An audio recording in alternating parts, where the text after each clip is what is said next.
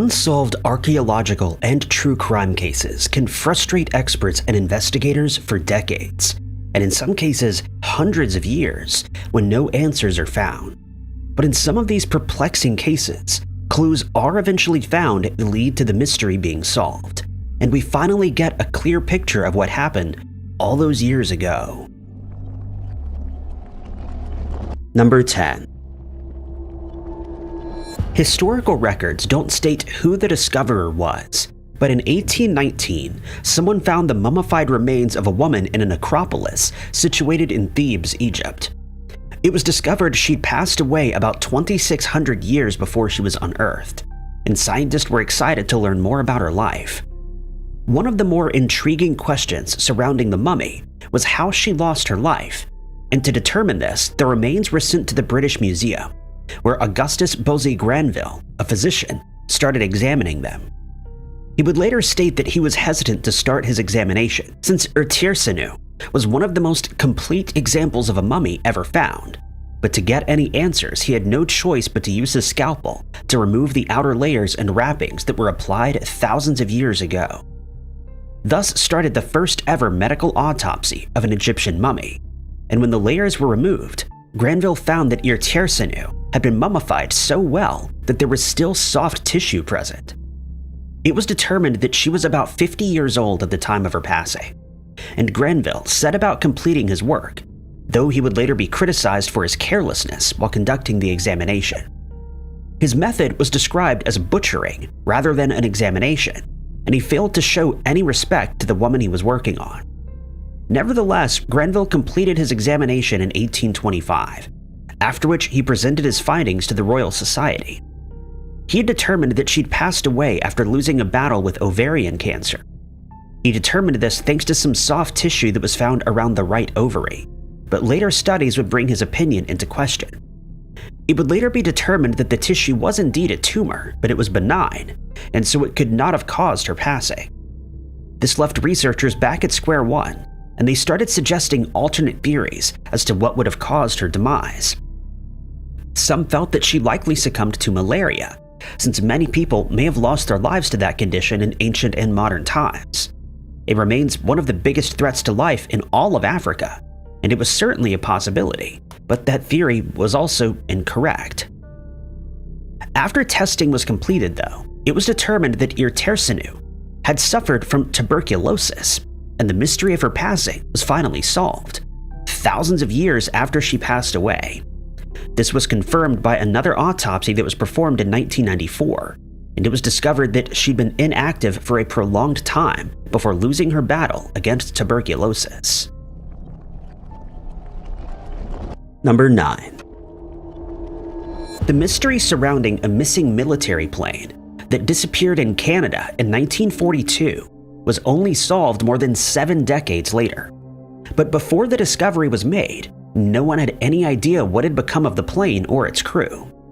The plane in question was an Avro Anson Mk1 L7056.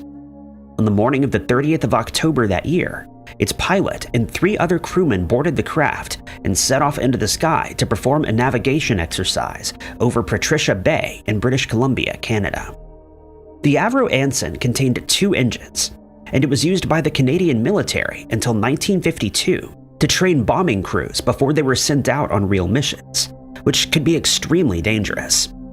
The navigation exercise that the crew was performing that day had been carried out many times before, and no one could have expected that it would end in a mystery and ultimately a tragedy. It's known that while the plane was in the air, the weather suddenly turned, and the pilot was told to return to base, but no communication was received from the crew, causing everyone on the ground much concern, since weather conditions had become dangerous.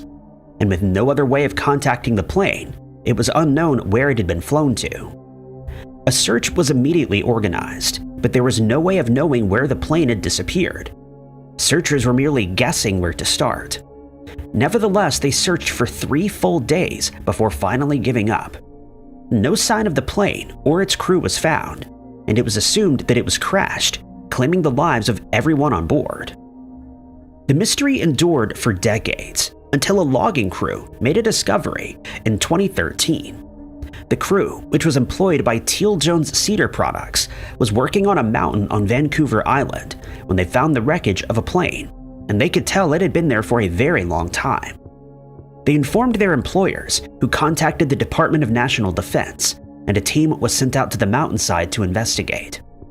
It was determined that this was the missing plane, and the remains of all 4 men were discovered, but they could not be removed from the mountain thanks to difficult conditions. These airmen were only 4 of more than 100 that were lost over the skies of Patricia Bay during the course of World War II, and today a wreath has been placed against a tree in the spot where this particular plane was found. The 4 men were eventually buried alongside one other in a Commonwealth War grave plot at the Royal Oak Burial Park in Victoria. Number 8. It's believed that a strange carved stone called the Dare Stone may hold the answers to one of America's most perplexing mysteries: the disappearance of the colony of Roanoke. Since the colony disappeared in 1590, people have speculated as to the cause, but no definitive answers have ever been found. Roanoke was situated on the eastern coast of North Carolina, and it was established by a group of English settlers who arrived there in 1587, led by John White.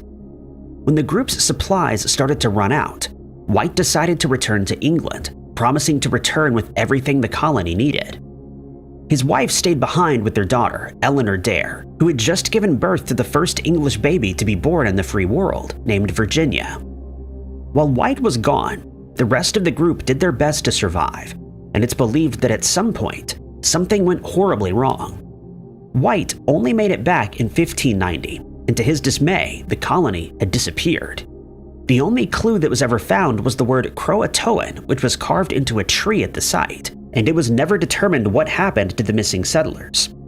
Then, in 1937, almost 200 years later, Lewis Hammond was foraging for nuts in Edenton, North Carolina, when he found something that he couldn't explain.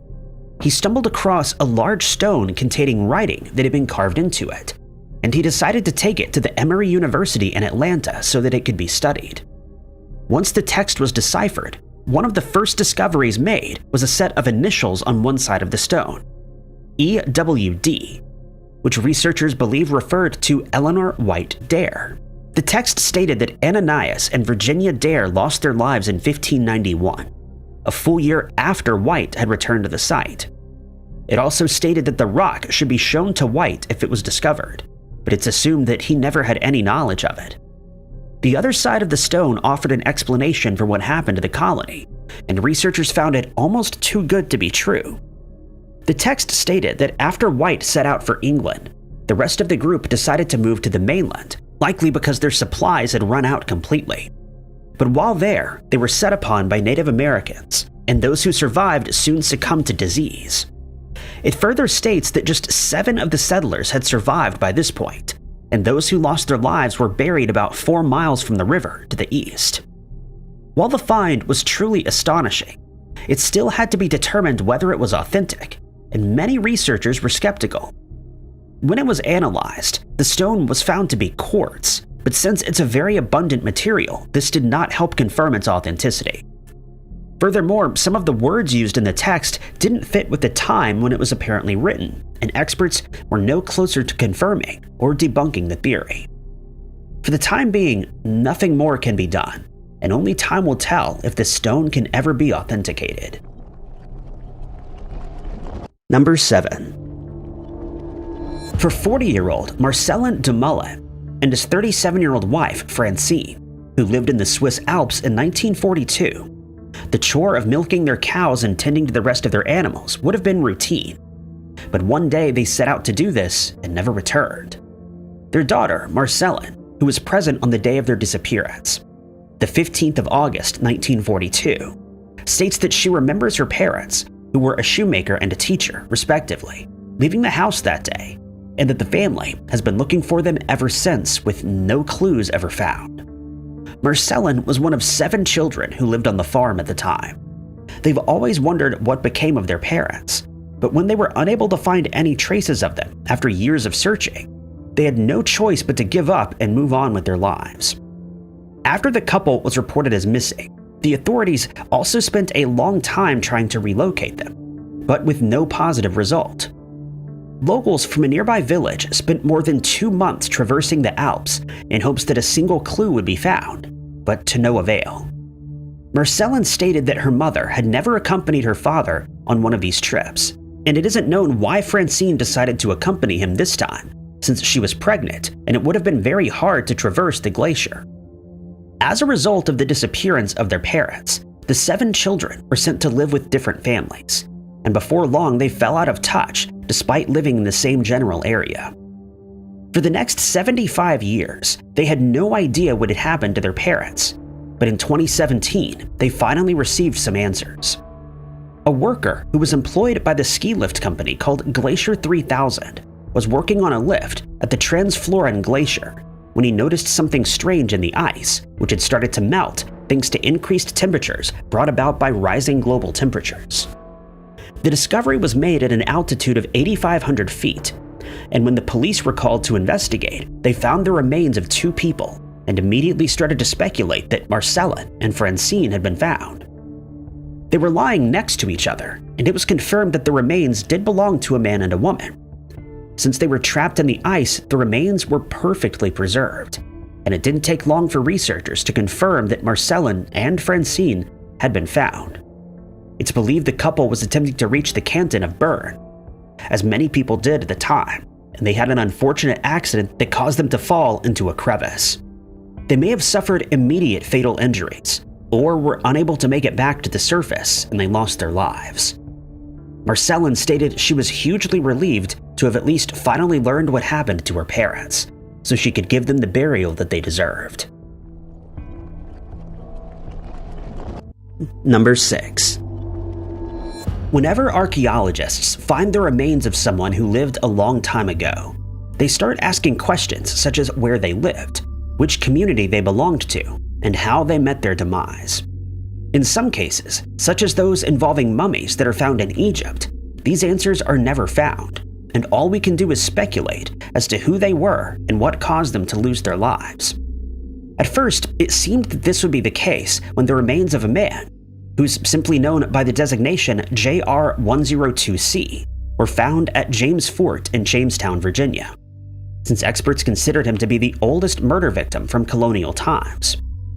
JR-102C was discovered on the 5th of December 1996 by a group of archaeologists that were carrying out research inside James Fort. The remains were found about 100 yards from the southeast bulwark, and when they were examined, a surprising discovery was made. About 20 pieces of shrapnel were found in his right leg, an inch or so below the knee. Further examination revealed that the man was Caucasian, about 19 years old. He stood about 5 foot 5 inches tall, and he was likely a gentleman who was not in the habit of performing any hard labor, since he was only moderately muscular. It's also speculated that he was of the Christian faith, since his coffin was buried facing east to west, and he likely hailed from England. But what wasn't known at the time was how the shrapnel ended up in his leg, and it was suggested that someone had attacked him and ended his life. The shot did a lot of damage when it hit JR-102C, shattering bones and rupturing an artery.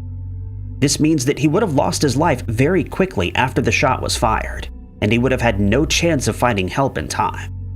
But the circumstances leading up to the attack remained a mystery until Jamestown researchers announced that they may have solved the mystery. They learned that a duel took place in the area in 1624, during which a man named George Harrison came off second best thanks to a shot that struck him in the leg. The position of the shrapnel in his leg suggests that he was standing side-on to his assailant, which would have fit nicely with the scene of a duel. Possibly, the man who fired the shot was called Richard Stevens, a merchant who was living in Jamestown at that time. But Harrison is only one of 2 possible victims who've been identified. Other researchers have suggested that the remains belong to Stephen Calthrop, since he's known to have been a gentleman who was living in Jamestown around that time.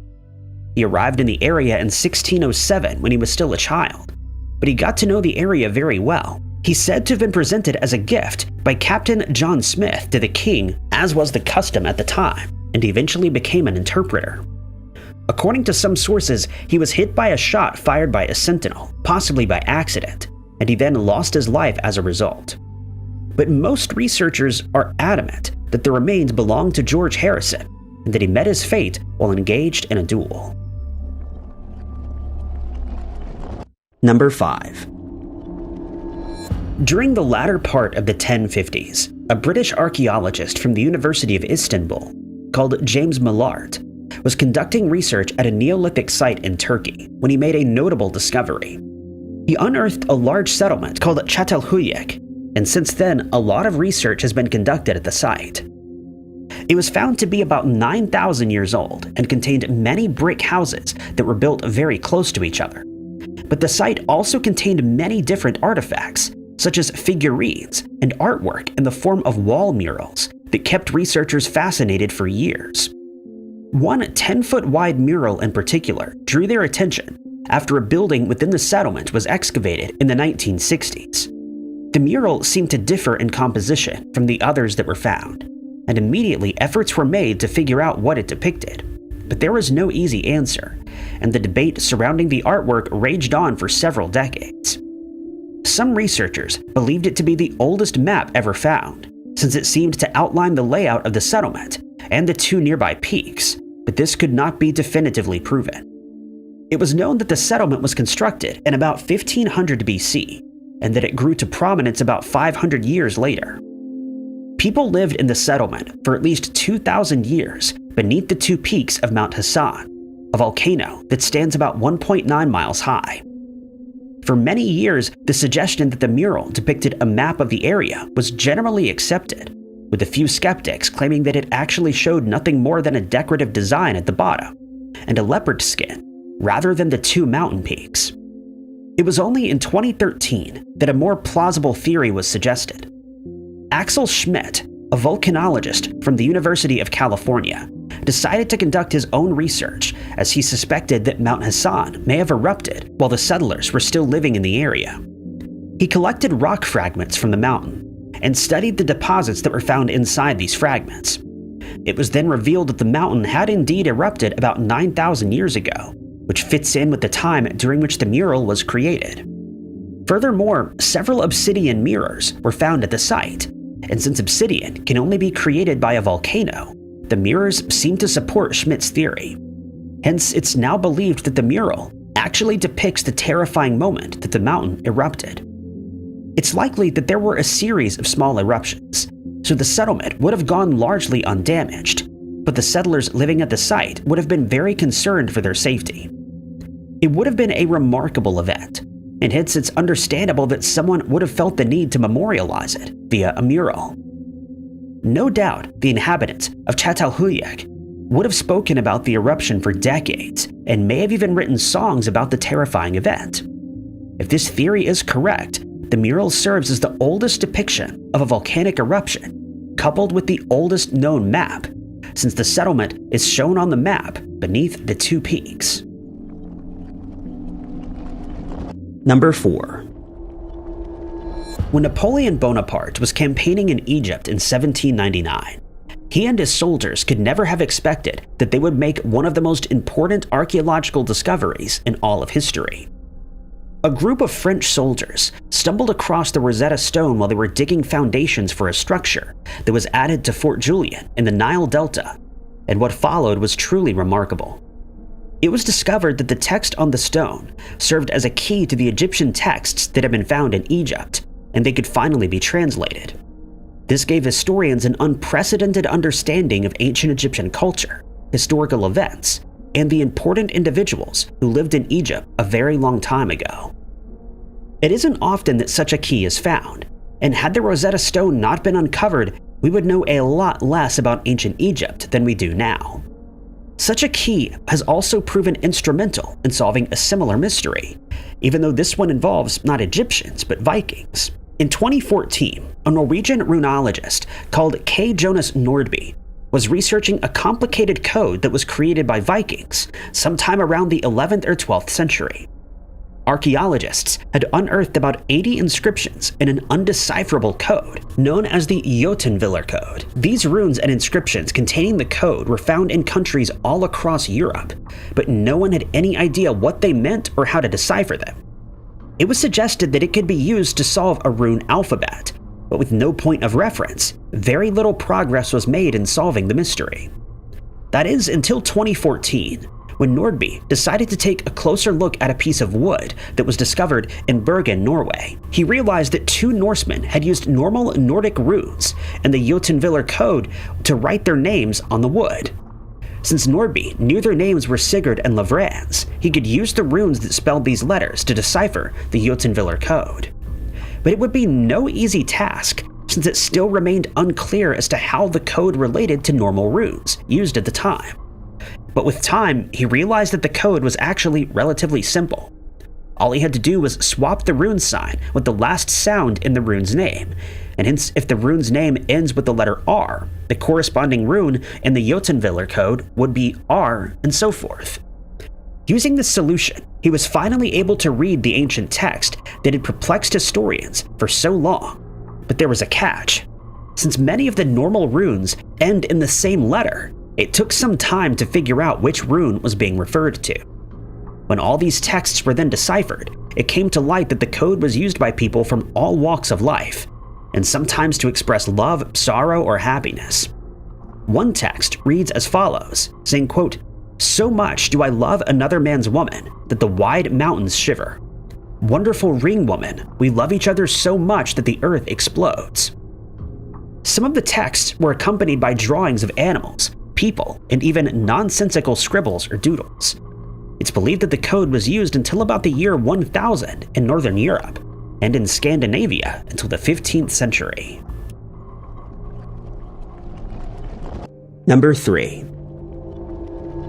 The case involving the murder of 30-year-old Roxanne Wood in February of 1987 remained unsolved for decades, and women living in Niles, Michigan, where the crime was committed, lived in fear that they might be the next victim, since the culprit remained unidentified. The case started on the 20th of February that year, after Roxanne and her husband Terry decided to go out for the night. After they'd all finished their work, they met up at their home, got ready, and headed out to a restaurant in separate cars.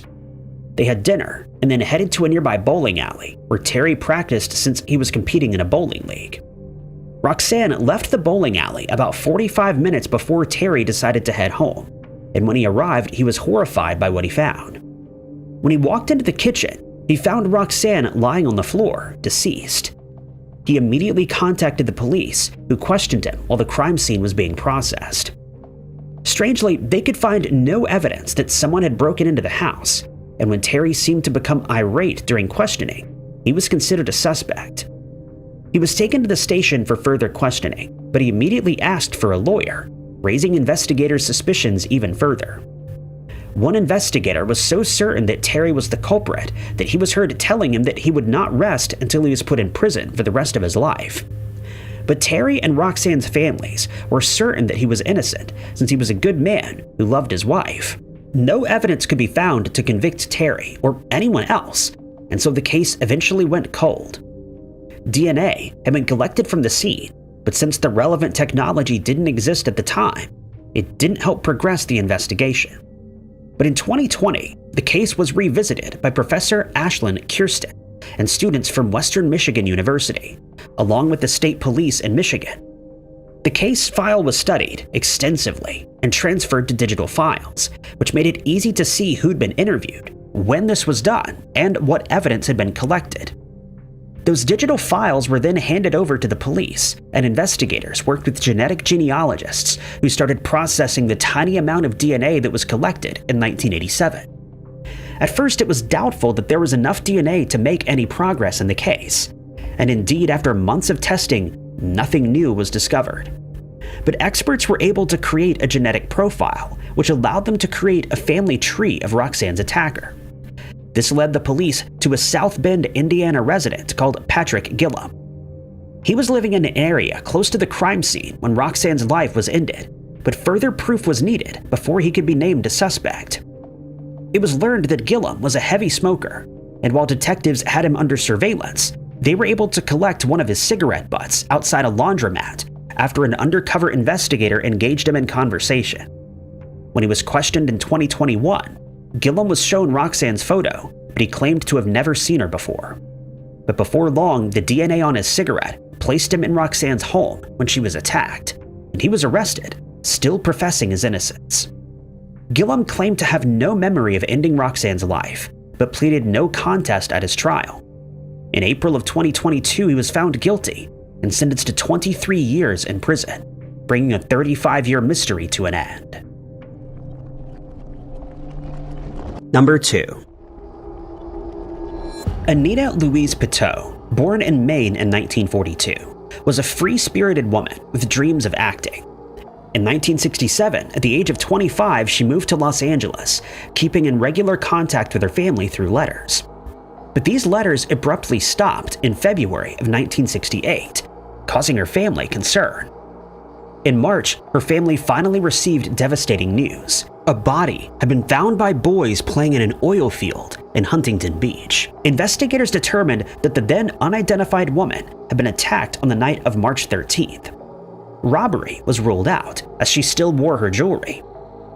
Unfortunately, rain washed away most tire tracks and shoe prints left by the attacker, but a cigarette butt and other evidence were collected, and her purse and wallet were later found nearby, containing photos of her family. The only clue was a set of tire tracks, likely from a late-model American car. Anita was buried as a Jane Doe. The case was reopened in 2001, yielding an attacker's DNA profile from the cigarette, but no matches were found. In 2010, a sketch of Anita was released, and her grandniece recognized her, but police ignored their report. In 2017, genetic genealogy linked preserved DNA to 4 brothers in California. One, already deceased, Johnny Monroe Crisco, was identified as the attacker through a DNA sample from a prior biopsy. And finally, in 2020, through DNA collected from a distant relative, Anita was confirmed as the Huntington Beach Jane Doe, solving the mystery and bringing closure to her family. Number 1. We often think of the investigative techniques used decades ago to be archaic and ineffective. But the truth is that the investigators sometimes used the smallest of clues to solve very complicated crimes, as was the case with an incident that occurred in Margate in Kent, England, in April of 1929. On a very cold winter day in October of that year, a man named Sidney Fox checked in to the Metropole Hotel in Margate, along with his mother, Rosaline.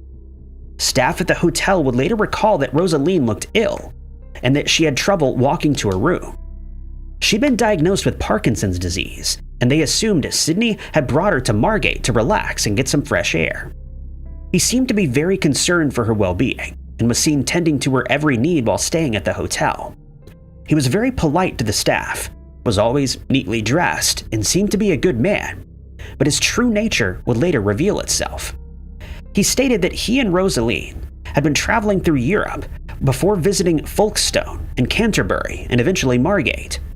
They chose to stay at the Metropole Hotel for its comfort and luxury, and it was apparent that they were part of a wealthy family. When asked about their luggage, Sidney stated that it hadn't arrived yet, and that he was worried it had been lost. The hotel staff would have no way of knowing that Sidney was in fact a hardened criminal who'd just been released from jail, and so they were booked into adjacent rooms, each of which was warmed using a gas fireplace. On the 22nd of October, Sidney left for London, where he spoke to Rosaline's insurers. He extended her life insurance policies, stating that his mother didn't want to travel back to their hometown of Norfolk if the insurance wasn't in place.